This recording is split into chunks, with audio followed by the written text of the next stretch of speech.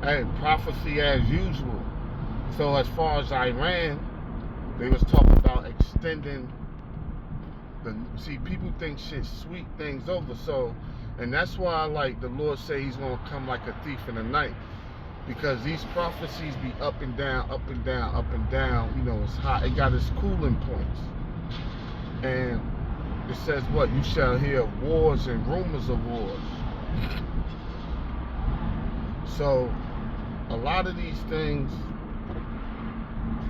you know, people think shit sweet because it's a so-called cooling off. Because gas dropped like $1. It ain't gonna drop but so much, and that's what they do. They raise it and drop it down low again, but it'll never go back to what it was when it's first spiked. So say it's like 250, they'll spike it to 450 and they'll drop it and then level back out around like 320, 330, and they just keep adding that squeeze as it drops, you know. And that's how markets work, period. You know, and these people think shit's sweet, but they want to extend the deal for another what, 60 days. So that's what, through the summer, and they need another 60 days to make a decision, you know. And one thing, Trump, I was watching Trump last speech, he said something real heavy, and I was like, yo, that's really the balance of Yahweh Shem Yahushua. What he said was, he said nuclear energy is very sufficient for life, you know what I mean, and convenient, but he said it's also very destructive towards life. So, you know, you got regular crude oil, you got natural gas, and you got nuclear energy. He said with nuclear energy, you could run a submarine underwater at top speed for 30 years, and it'll just last on that nuclear energy. He might have been exaggerating a bit, but you get the point. But he said you got to be careful with it, because it also is also very destructive towards life. You know, because if it end up in the wrong hands, you know, people can make weapons with it that'll wipe whole continents, whole countries off the face of the earth. And I was like, damn, you know, that's the balance of Yahweh Shem Yahushua. Because you could use nuclear energy to fuel the shit out of something, and it'll last for a long ass time. So it's like cost efficient. And what that'll do, that'll make people want to get their hands on it. You know, but who's to say, you know, that once they get their hands on it, they not only use it to help fuel their economy, but what, to create weapons, you know, to destroy shit. So, you know, I was like, man, damn, that's heavy, through the spirit of Yahweh Yahushua.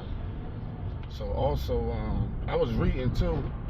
You know, it's good to read. You know, you don't want to get complacent with the scriptures, where, especially if you've been in it for some years, you're like, oh, I know the scriptures. But it's good to like scroll through the pages and read. The scriptures say, "Blessed is he that readeth." And you know, you can meditate on different things and get different aspects of the scriptures, and the Lord could talk to you. Like He'll point you in, you know what I mean, certain areas of the scriptures to read, and you know, that'll be heavy. So what I was brushing up on was David.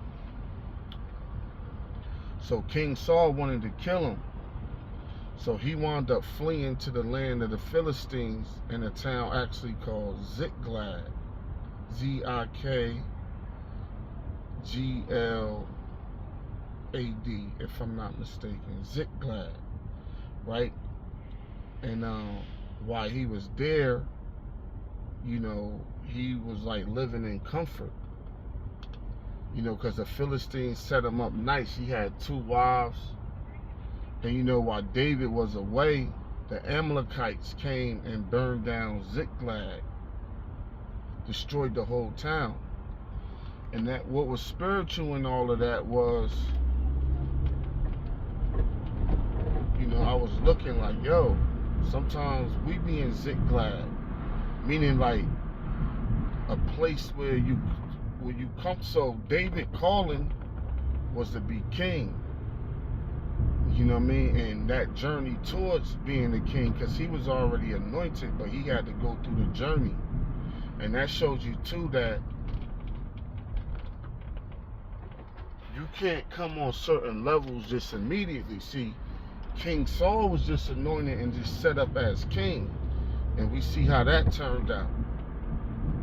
But David, he was anointed, but he had to go through the process. It's a wise saying. It says, slow success, fast success builds egos, but slow success builds character.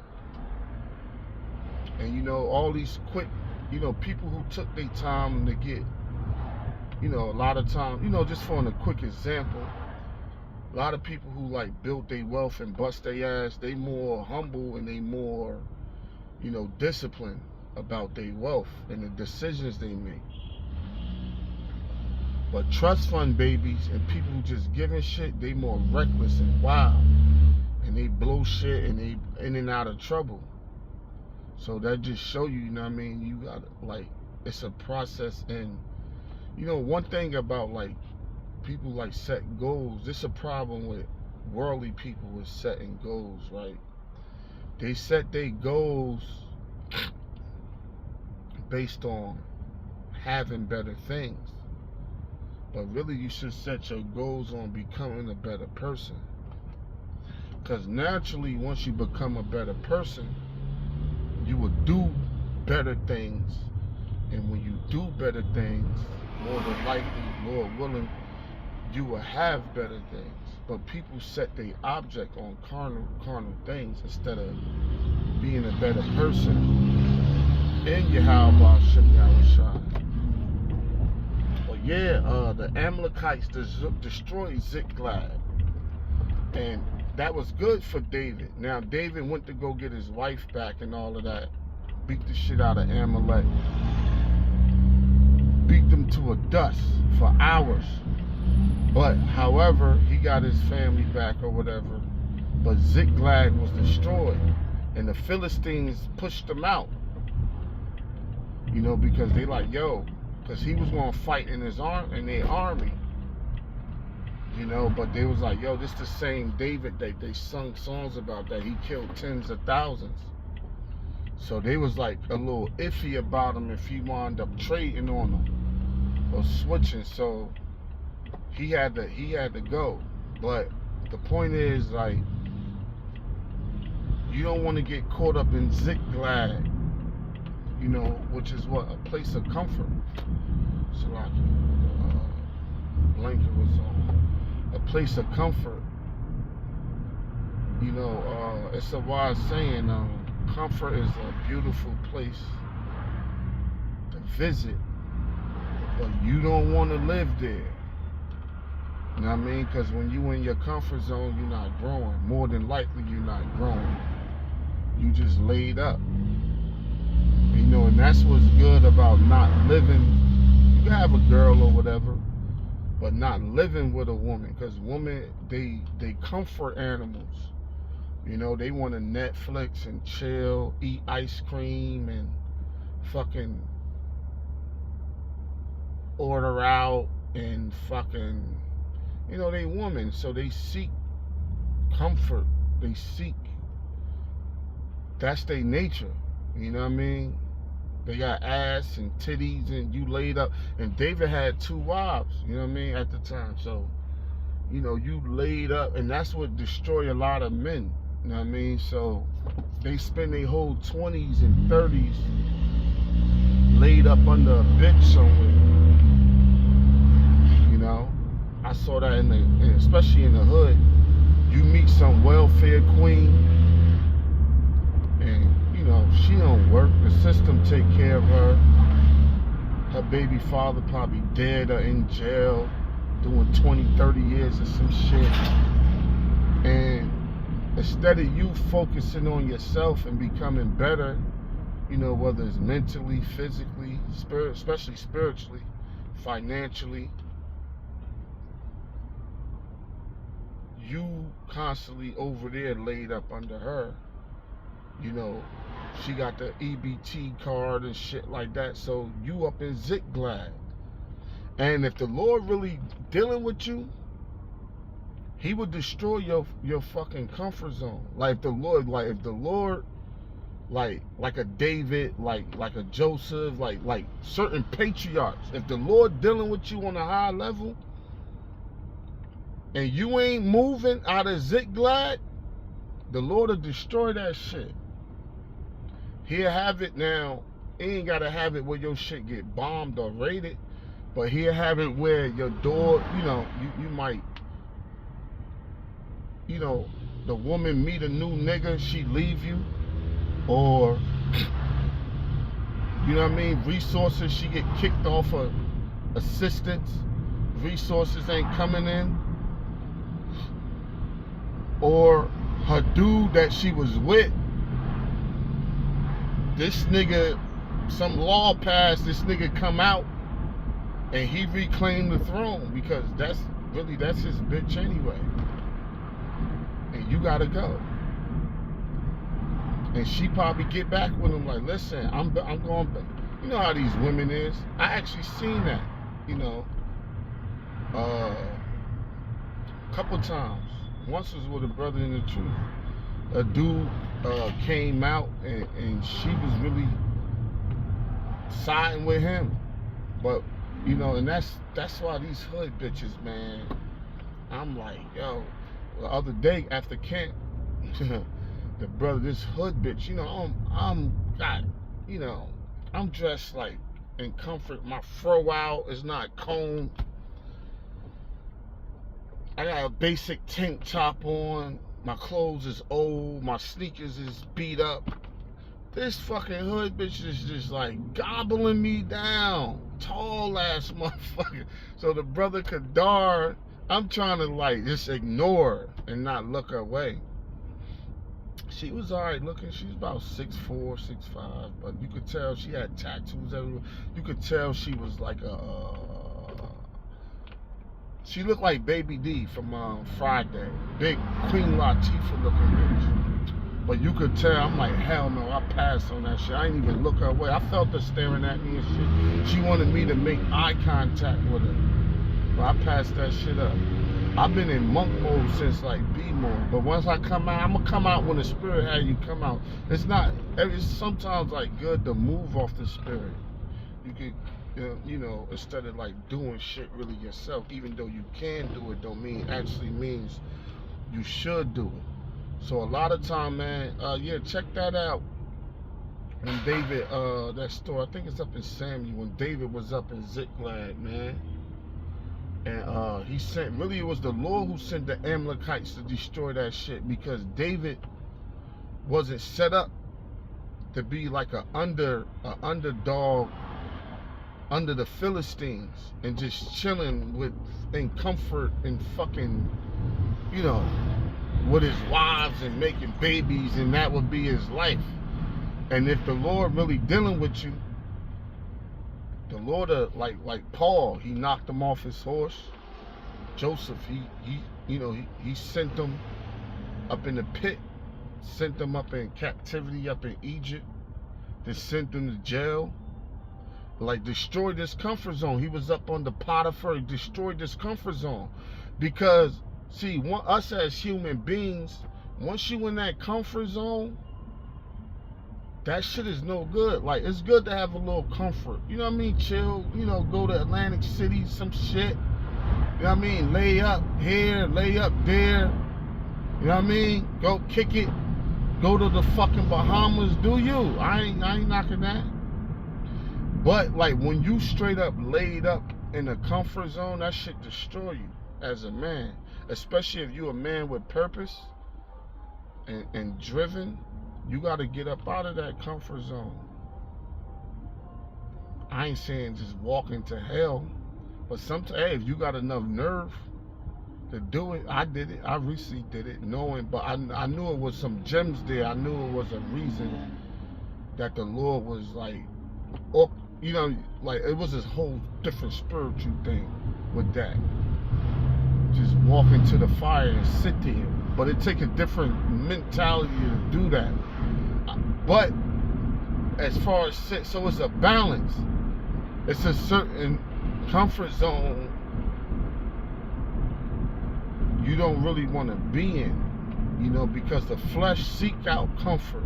And if you sit in comfort too long, one thing about being in the comfort zone, you don't want to feel like doing shit. You know that song? And then I got high until I got high. I was on it until I got high. Because weed sedates you. Not making this about marijuana, but it sedates you and make you lazy. You don't want to do shit. And that's what the comfort zone do. Once you stay in it too long, it'd be really difficult for you to build back your momentum up and get back focused. Because one of the most precious things you could lose is focus. Especially on your high by Shemi Awashai. So that comfort zone is fucking terrible, man. It's a great, you know, it's great to go there once in a while and chill. But you want to stay like, I mean, the ultimate comfort is the kingdom.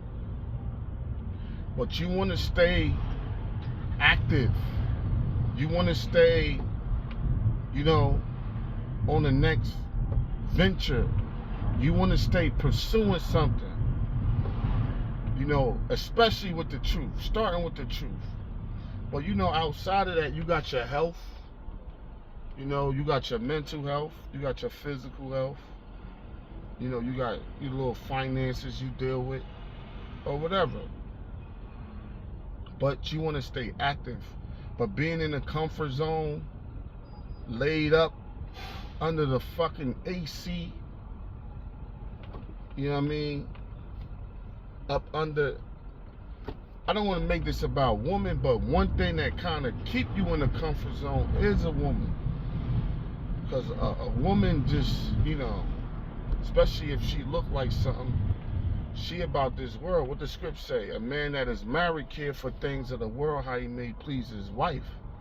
But a man that is unmarried care for things of the Lord, how he may please the Lord. And when you going after pleasing the Lord make you go through shit. He make you deal with shit. To harden you. To, like, endure means to harden, to toughen you up. And that's going to refine you. But being, you know, in the comfort zone, you know, see, and that's a good thing. I'm going to end this, get up out of here. But that's a good thing about having multiple women. See, having multiple women, say it's something called one-itis. It's basically when you focus on one thing too much to where you overvalue it until you actually wind up losing it. And that's what happened, like, when you deal with monogamy.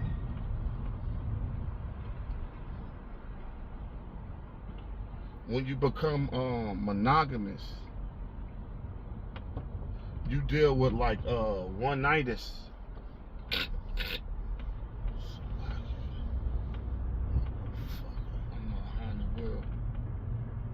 These people, see, these fucking devils, they put up new signs and shit to where it's a bullshit sign, but if you run it, they be sitting there waiting to give your ass a ticket.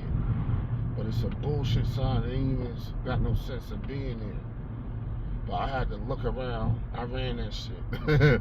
I had to look around, make sure they wasn't lurking and shit. But one-itis,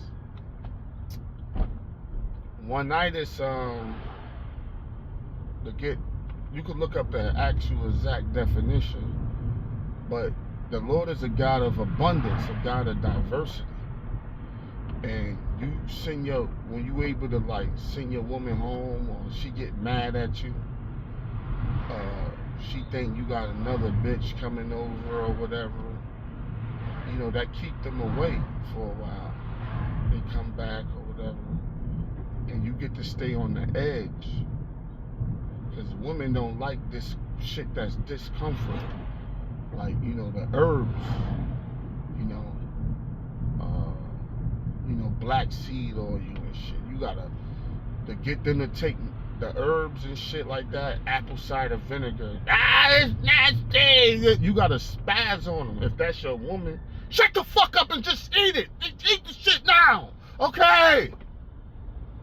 That's if she respect you. If she don't respect you, you done. First of all, you shouldn't be with a woman that don't respect you. You a thirsty ass lame for that. If you, in my book, you with a bitch that don't respect you. Because you should have enough self-esteem and integrity to not wife. If she just a fling or some shit, whatever. But like, your woman don't respect you, and she telling you shut the fuck up or whatever. I'm not doing that shit. Like, and you still with her, you a sucker for that. Get rid of that bitch. And that's the scriptures. But anyway, the Lord will destroy Ziklag if your ass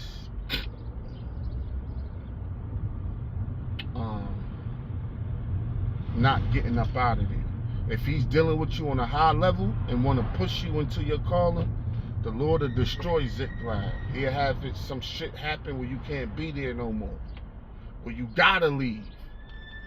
You know what I mean? And if you don't, a lot of times if you don't leave, he'll destroy wherever the fuck you at to push you up out of there, just to sift you.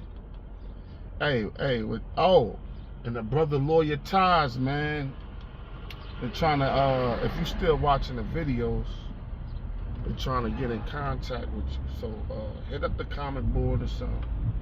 Hit me up, Lawyer Taz, if you're still watching. And with that, Lord willing, with that was satisfying to the elect. All praise to Yahweh. Shalom.